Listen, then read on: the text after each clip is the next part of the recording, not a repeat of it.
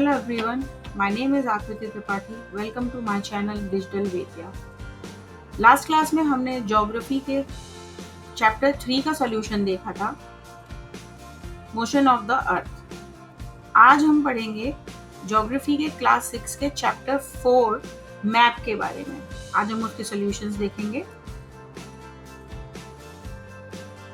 तो first, answer the following question briefly. The first question is What are the 3 components of a map?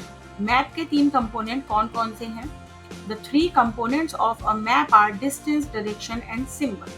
Map के 3 major component जो होते हैं वो हैं डिस्टेंस, डायरेक्शन एंड सिंबल, यानी दूरी, दिशा और प्रतीक। ओके, यहाँ पर आप देख रहे हैं the first one is a world map and the second one is India's map.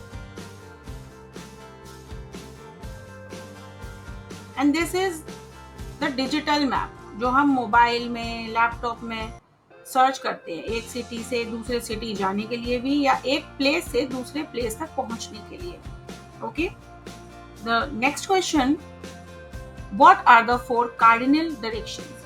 हमारी 4 कार्डिनल डायरेक्शन कौन कौन सी हैं? The 4 cardinal directions are north, south, east and west. Okay, और इसे इसी तरीके से डिनोट किया जाता है जो आपको नीचे पिक्चर में दिखाई दे रहा है। अप साइड नॉर्थ होता है, डाउन साइड साउथ होता है। Okay, next question is what do you mean by the term the scale of the map? The scale of the map, इस टर्म से आप क्या समझते हो? मैप में स्केल जो टर्म है, जो स्केल है, उससे आप क्या समझते हो? The scale of the map is the ratio between the actual distance on the ground and the distance shown on the map. 1 centimeter on the map will show 5 kilometers. There are 2 types of map based on scale: large scale maps and small scale maps. The scale of the map is a ratio. Scale जो है वो map में आपका ratio बताता है actual distance जो वाकई में हमारी किसी भी ग्राउंड का या दूरी का होता है। एक्चुअल जो डिस्टेंस होता है वो हम मैप में किस तरह से शो कर रहे हैं, वो स्केल के पैरामीटर के अकॉर्डिंग हम शो करते हैं। जैसे कि मैप में हम 1 सेंटीमीटर जो शो करते हैं वो रियल में हम 5 किलोमीटर के अकॉर्डिंग शो करते हैं। यहाँ पर 2 तरीके के मैप होते हैं, लार्ज स्केल मैप और small scale map. Next one, how are map more helpful than a globe? Globe की अपेक्षा मैप ज्यादा हेल्पफुल क्यों होते हैं? A map is a representation or a drawing of the earth's surface or a part of it drawn on a flat surface according to a scale. Map एक representation होता है, एक ड्राइंग होता है जो कि पेपर पे बना होता है हमारे पूरे सरफेस के बारे में, जो फ्लैट सरफेस की तरह से बना होता है। स्केल के अकॉर्डिंग कितनी कितनी दूरी पर क्या क्या चीजें दिखाई गई हैं, वहां पर सिंबल्स भी होते हैं। Okay, but it is impossible to flatten a round shape and scale it. But बहुत ही इम्पॉसिबल है कि हम ग्लोब में किसी चीज की दूरी को मेजर कर सकते हैं।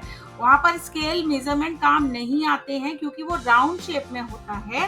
Therefore maps are more helpful than a globe. इसीलिए मैप ग्लोब से ज्यादा हेल्पफुल होते हैं। The next question is distinguish between a map and a plan. Map और प्लान में डिफरेंस बताइए। Map, a map is a representation or a drawing of the earth's surface or a part of drawn on a flat surface according to a scale. Map provide detailed information about the larger portion of the earth. मैंने अभी last question में भी बताया, map एक drawing होती है, एक paper पर एक ड्राइंग होती है जो हमारे पूरे सरफेस के बारे में स्केल के मेजरमेंट के अकॉर्डिंग हमें हर चीज की दूरी, डिस्टेंस के बारे में शो करती है। मैप हमें ज्यादा से ज्यादा इंफॉर्मेशन प्रोवाइड करती है। हमारी जो अर्थ है उसका जितना भी पोर्शन होता है वो लगभग मैप में हम कवर अप कर लेते हैं और उसकी छोटी से छोटी इंफॉर्मेशन हमें मिल जाती है। Plan, a plan is a drying of small area on a large scale. Plan आपकी एक ड्राइंग होती है छोटे से एरिया की बड़े पैमाने पर मेजरमेंट करना। A large scale map gives lot of information for a small area. Large scale map आपको बहुत सारी इंफॉर्मेशन प्रोवाइड करते हैं छोटे से एरिया की। A plan can show the length and the breadth. एक प्लान जो है वो आपको शो कर सकता है कहाँ की कितनी लंबाई और कितनी चौड़ाई भी है, ठीक है। जैसे हम एक रूम का ही प्लान अगर डिसाइड कर लेते हैं, बनाते हैं, तो हमें ये पता होता है कितने फुट की लंबाई है, कितने फुट की चौड़ाई है, ठीक है। तो वो प्लान पर बेस होता है। Next question is which map provide detail information. कौन सा मैप सबसे ज्यादा इंफॉर्मेशन प्रोवाइड करता है? Large scale maps provide detail information. Large scale map जो होते हैं वो आपको डिटेल इंफॉर्मेशन देते हैं। The next, how do symbols help in reading map. Symbol map को रीड करने के लिए कैसे हेल्प करते हैं? Symbol represent road, bridge, tree, railway line, etc. through certain letters, shades, color, picture and lines. In this way, symbols are a convenient means of reading a map.